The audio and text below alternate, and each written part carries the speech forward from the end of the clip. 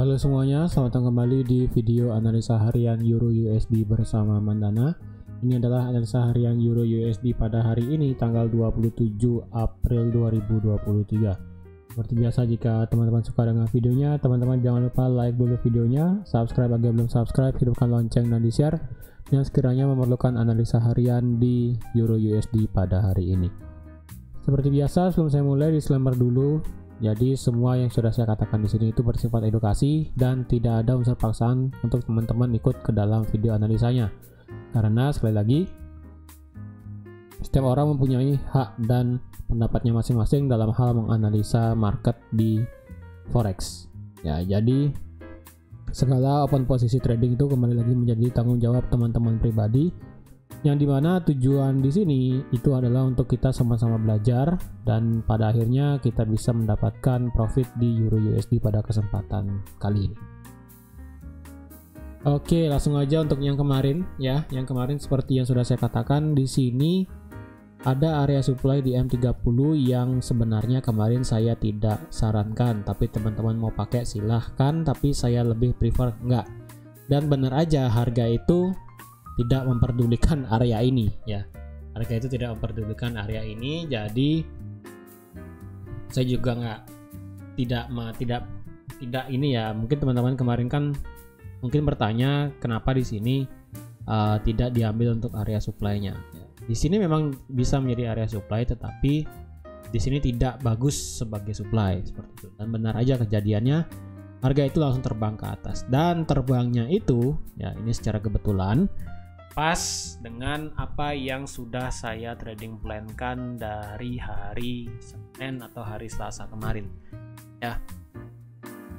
Nih trading plan yang ini, yang dimana bisa nge-sell di area ini, dan kalau digeser ya pas banget ya, pas banget dia turun dari harga 1.10937 sampai ini turun sampai di 10457 ya. Sudah kemarin sih penurunannya sampai 63 pip ya, walaupun target terjauh ini sampai di 1.1000 ya, tapi setidaknya at least teman-teman sudah profit. Kenapa di sini ambil untuk area sell ya, karena gampangnya itu kalau dilihat di daily ini merupakan area supply ya. Di sini merupakan area supply daily yang terjebak juga di antara area number yang bagus ataupun angka yang bagus, yaitu di angka 1.11.000,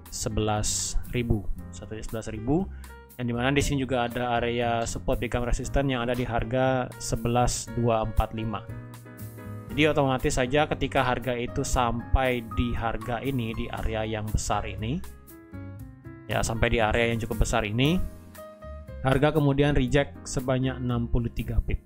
Nah, kemarin juga sudah saya katakan kan, kalau memang di sini ada bearish engulfing, tetapi tidak selamanya apa yang sudah terjadi bearish engulfingnya ini tidak bergerak sesuai teorinya ya. Memang berdasarkan teori itu harga biasanya akan turun, contohnya seperti ini dan juga ini. Harga memang beneran turun, tapi untuk yang kemarin case-nya itulah di forex ya, tidak ada yang namanya teori itu 100% benar. Jadi ketika sudah ada bearish engulfing di sini, contohnya seperti ini dan juga ini merupakan salah satu bearish engulfing yang fail bisa dibilang. Oleh karena itu, karena dia fail dan juga harga malah balik naik ke atas, ini engulfingnya ini bisa dikatakan tidak jadi ya, tidak jadi. Dan untuk area trend line di sini juga masih valid ya, walaupun dia break ke bawah habis itu dia naik lagi sih. Dan juga kalau dilihat di sini di daily ya, sepertinya sih di sini ada yang namanya bearish divergence ya, ada bearish divergence yang dimana di sini dia membuat kenaikan. Dan jika teman-teman tradingnya berdasarkan indikator oscillator ya, entah itu stokastik, awesome, atau mungkin RSI mungkin ya, mungkin di sana teman-teman bisa melihat adanya membuat higher low ya. Kalau di sini kan secara chartnya dia membuat higher high, tetapi kalau dari indikatornya itu dia membuat higher low seperti ini. Ada kemungkinan ini membuat bearish divergence, tapi ya mungkin belum jadi ya, belum valid sepenuhnya. Jadi bisa aja sedang dibuat bearish divergence atau mungkin nggak ada ya. Mungkin teman-teman yang trading dengan indikator bisa ke kolom komentar di bawah nanti untuk kasih tahu bener nggak ada bearish divergence di sana. Nah sekarang untuk di euronya bagaimana? Apakah kita bisa open? Kalau sekarang untuk open di euro USD lebih baik nunggu nanti malam ya untuk lebih detail mengenai berita USD-nya di sini. Karena kan nanti malam beritanya itu tentang advance GDP quarter to quarter dan juga di unemployment claim secara mingguan. Jadi lebih baik, kalau saran saya sih lebih baik menunggu nanti malam ya. Karena harga sekarang sudah melewati 1.10.000, kemungkinan range area tradingnya akan sampai di 1.11.000. Jadi dari 1.11.000 sampai di 1.10.000 mungkin akan masih stay di antara dua range ini aja ya.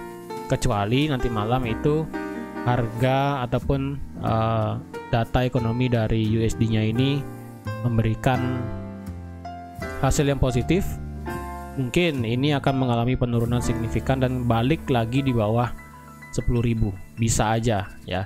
Ataupun jika hasilnya untuk USD-nya negatif ya, jika hasil USD-nya negatif bisa aja harga itu dia balik lagi naik ke atas ya. Nah, jika sudah masuk ke area ini, teman-teman yang ingin sell di sini masih bisa ya, karena ini baru sekali kena ya. Ini baru sekali kena, harga kemudian turun. Dan jika dia malah naik lagi sampai ke at least tidaknya 1.11245 ya, paling mentok paling tinggi di sini. Dan jika ada konfirmasi, teman-teman bisa nge-short sell dengan target di 10.500 ya, 1.10.500 di sini ya. Karena di sini masih bisa sih untuk ambil posisi sell di sini. Stop lossnya cukup di atas area, di atas zona, kemudian take profit bisa sampai sini ya. Jadi dengan stop loss 50 pip bisa dapat profit sebanyak 71 pip. Tapi dengan kondisi harus naiknya sampai di 11.245 ya. Ya kalau nggak 11.245 bisa di 11.150 masih oke lah ya. Yang penting jangan di 11.000 ya. Jika di 11.000 mau nggak mau stop lossnya kan agak jauh, 74 pip. Take profitnya cuma 40 pip ya. Kalau teman-teman mau pakai ini ya silahkan. Tapi ya kembali lagi tergantung style trading teman-teman sih ya. Kalau teman-teman mau ambil itu silahkan, kalau nggak juga it's okay. Karena menurut saya sih lebih baik tunggu nanti malam. Tunggu nanti malam kemana arah pergerakan euro USD-nya. Karena kalau dilihat ya, di sebelah kiri kita itu candlenya benar-benar bersih. Kita benar-benar tidak ada yang namanya demand terdekat ya. Demand terdekat itu nggak ada di sekitaran ini. Demand terdekat tuh nggak ada di sekitaran ini. Dan kalau kita lihat demand yang ini pun sudah di break ya. Sebenarnya demand yang kemarin di sini itu, ini kan demandnya sudah di break sebenarnya. Tuh, demandnya sudah di break, jadi sebenarnya sudah nggak worth it. Oleh karena itu, jika dia break di bawah 1.10.000, kemungkinan dia bisa langsung turun secara signifikan ke bawah mengejar 9150 ya. Bisa sampai sana, tetapi ya mungkin dia akan tertahan di area ini lagi sih kayak kemarin ya yang ini. Harga kemarin kan untuk di euronya itu tertahan di 9645 sekitaran inilah ya. Jadi mungkin area ini, area sideways ini bisa dijadikan area next target jika teman-teman ingin sell ya.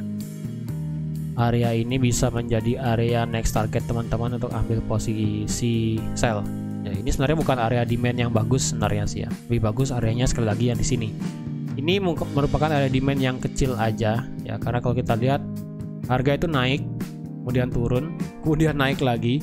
Jadi otomatis kenaikan yang dari sini sampai sini itu jika dia berhasil melewati 1.10.000, dia akan bisa turun lagi balik ke sini. Seperti itu. Jadi ya pergerakan euronya cukup liar ya.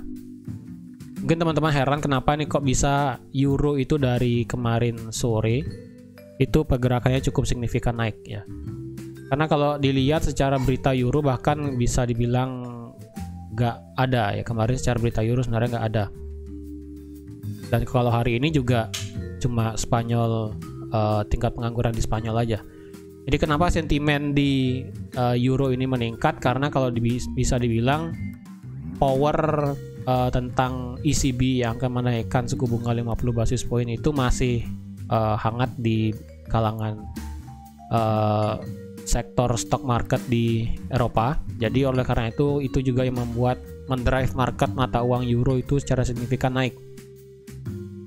Ya, secara signifikan naik dari jam London Open ya. Dari jam London Open harga itu terus bergerak naik signifikan karena menganggap bahwa ECB akan masih menaikkan suku bunga sebanyak 50 basis point, dan juga sentimen di market itu masih belum ke 100% ke safe haven ya, walaupun ada berita mengenai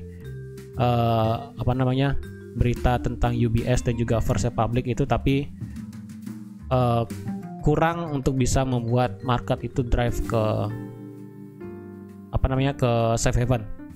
Jadi orang-orang itu masih memegang aset yang berisiko, contohnya di euro dan juga di pound sterling. Jadi kalau teman-teman lihat itu kemarin satu hari mata uang yang bergerak signifikan naik itu adalah di euro dan juga di pound sterling ya. Jadi untuk euro hari ini saya rasa analisanya masih segini ya. Ini aja dulu untuk analisanya. Jadi teman-teman, sekian aja untuk analisa euro USD pada hari ini. Terima kasih sudah menonton video ini sampai habis. Terima kasih juga sudah like, share, dan subscribe seperti biasa. Dan sampai jumpa lagi di analisa harian euro USD berikutnya. Bye bye.